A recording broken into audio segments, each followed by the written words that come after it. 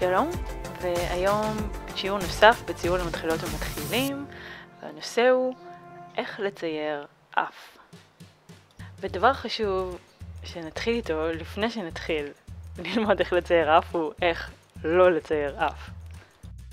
אז אם נרכז את הטעויות הנפוצות בנוגע לציור אף, הוא שהטעות היא בדרך כלל שמחברים את הנחיריים והסחוס למעין יחידה גלית כזאת, כמו שאפשר לראות כאן, או שתוחמים את כל צידי האף בקו, ואז יוצרים מעין צורה גסה כזאת, שנותנת מראה מאוד לא ריאליסטי. ומכך יש להימנע. אז מה כן לעשות? כשמדובר בחלק התחתון, אני ממליצה לזכור לא לחבר בין הנחיריים לשאר החלקים, כמו הסחוסים שבאמצע והנחיריים בצד.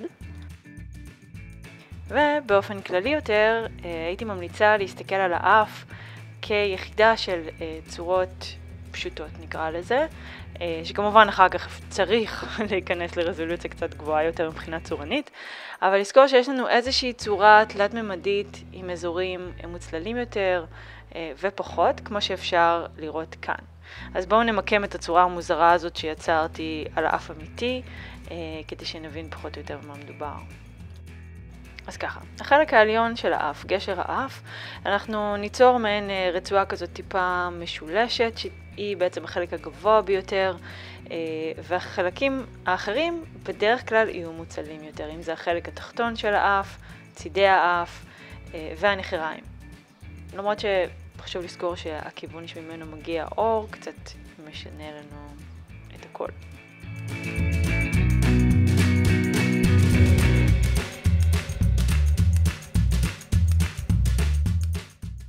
ולמרות שהרבה פעמים אנחנו נראה צל משני הצדדים, המלצה שלי לתחילת הדרך, פשוט להצליל צד אחד יותר, ככה זה גם ברוב המקרים, ואז ככה אנחנו נימנע מתיאור גס מדי של צל או תחימה של כל צידי האף, כשאנחנו עדיין לא מנוסות ומנוסים.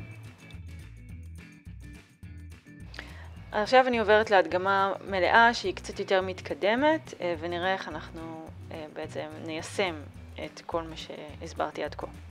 אז נתחיל בציור פנים, כי חשוב גם למקם את האף במסגרת של הפנים בה הוא נמצא. אז בואו נעביר את זה קצת יותר מהר. והנה מגיע השלב של האף. אז האף בהתחלה, כפי שאפשר לראות כאן, אפילו הסימון זה רק סימון ממש קטן של הסחוס האמצעי שהוא טיפה נמוך יותר משאר הנחיריים, ומעין קווים כאלה קצת יותר גבוהים שמסמנים לנו את הנחיריים. להתחלה אפילו זה מספיק. שימו לב שבצד ימין עשיתי קו שהוא טיפה יותר מוצלל שמחבר בין הגבה לשאר האף, ואפילו לא סגרתי, לא יצרתי איזשהו קו שלם שמחבר את זה. עכשיו במידה וכן נרצה להיכנס לרזולוציה מעט גבוהה יותר, אני שומרת על ההבדלים בגוונים ובחיבורים בין הנחיריים לבין הסחוסים, בין אם זה צידי הנחיריים, בין אם זה הסחוס האמצעי שנמצא בין שתי הנחיריים.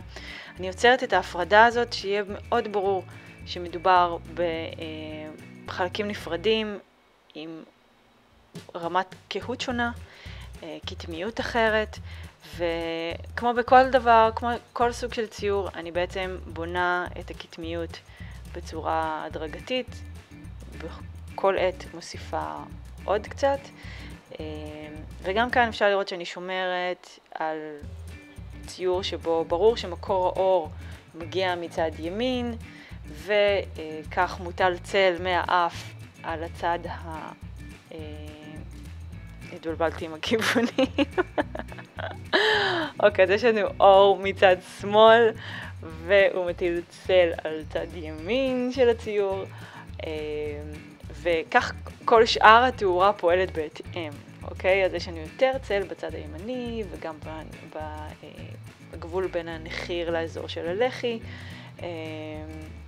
וזהו, ואז אני פשוט ממשיכה את הציור ומוסיפה עוד גוונים גם לאף, בהתאם לדרגות הקהות שאני יוצרת בשאר הציור, כדי שלא יהיה לי אף נורא ריאליסטי וכל השאר יהיה נורא מוזר. אני בעצם יוצרת התאמה בין הגוונים, בין הכתמיות של כל שאר הציור.